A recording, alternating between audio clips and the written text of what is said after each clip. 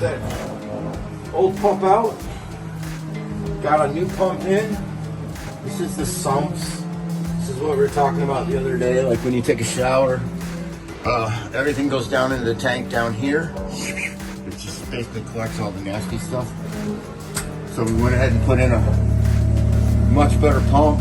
All I had to do was basically find another pump, put it in line. I had to add one piece of pipe to it to plumb it in, but no big deal on that. But now it's got a pump. I pumped it all out. It's nasty, so now I'm running bleaching water through it to get it all nice and cleaned out. And so when they use the showers, what they have to do is normally you just come in and it's marked, it says sump pump. You hit that for a couple minutes and you drain everything out of here. Turn it off and you're done. But what'll happen is if that does overflow, there's already a drain hole cut in here. So it's like a catch pan and everything's lifted up. So the water heater's up above. He built this as a catch pan just in case. I guess if it gets full or not even full and you're on the water and you're rocking a little bit, you might get a little bit of overflow in and out of there. You could wire in an automatic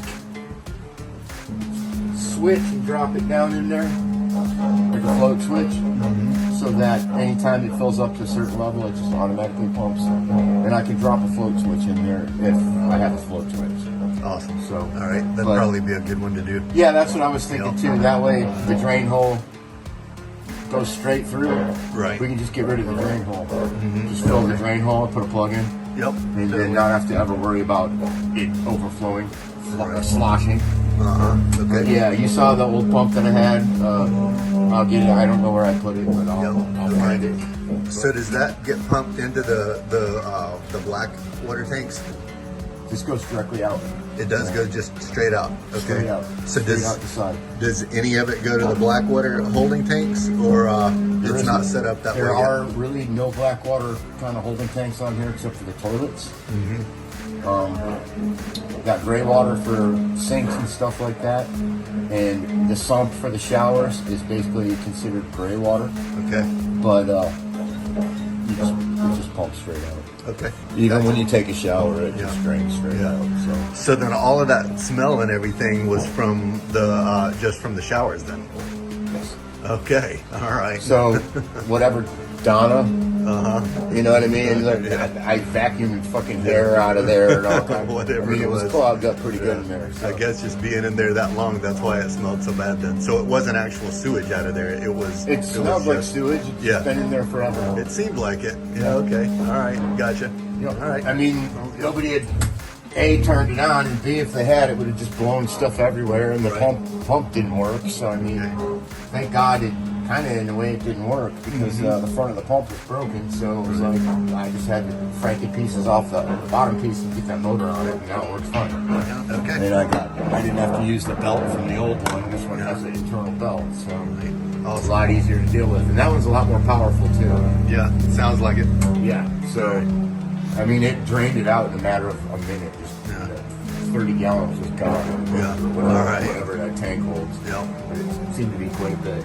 Now I'm gonna get all this stuff cleaned up because it looks like at one point it may have just sat here and overflowed because I mean it was full right up to the top. When I pulled the cover off, I mean it has this covered. This is what the cover looked like. You know, so this cover goes on like this. Covers the whole thing, basically. This is a drain right here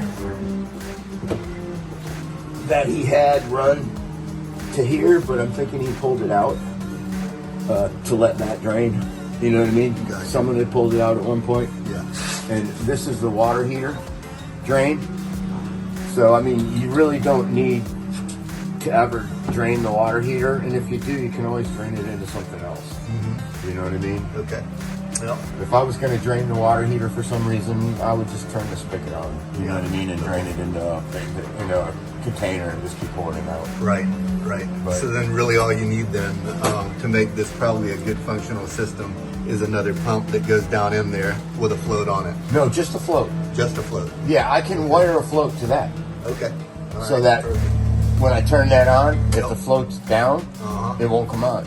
Okay. But when water gets in there and that float comes up, it'll turn on automatically. Okay. And then turn off automatically when the float goes back down again. Easy enough. So you would just leave that switch on all the time then? Correct. Then you just flip that switch forward, and then it's energized, but it won't turn on until that float comes up. Okay. So easy enough. Yep. All right. Cool. But like I said, literally, I got to get it all cleaned out first because crawling in here and adding a float switch to that, I want this to be a bit cleaner. A, for me, and B, I don't want to have to. I mean, this needs to be cleaned out. Everything needs to be clean. Yeah. As I'm going through the electrical crap up here downstairs, I'm wiping everything off and cleaning everything up. Yeah. I mean, we'll have to do like a final cleanup and paint down below, but you know, with all the wiring that I've gone through already, I've only got a couple spots on the boat that are holding me back, and one of them's upstairs, and a lot of that is just waiting for them guys to finish doing what they're doing up there, which gives me a lot of time to go ahead and get through all this stuff. Right. I mean, I've gotten this entire level working, everything downstairs except the front left part of the boat, where the power goes to the front bilge pumps and up into the wheelhouse. I have to bring that power for that loop back into that box that he asked me to put the batteries into. Yep. So I'm going to go ahead and rewire all that so that all that works, and hopefully we can get that console up front fired up and all the instruments fired up, and the radar we got to finish connecting again because we had to take it off the roof. But you know, we can get all that stuff connected back up again.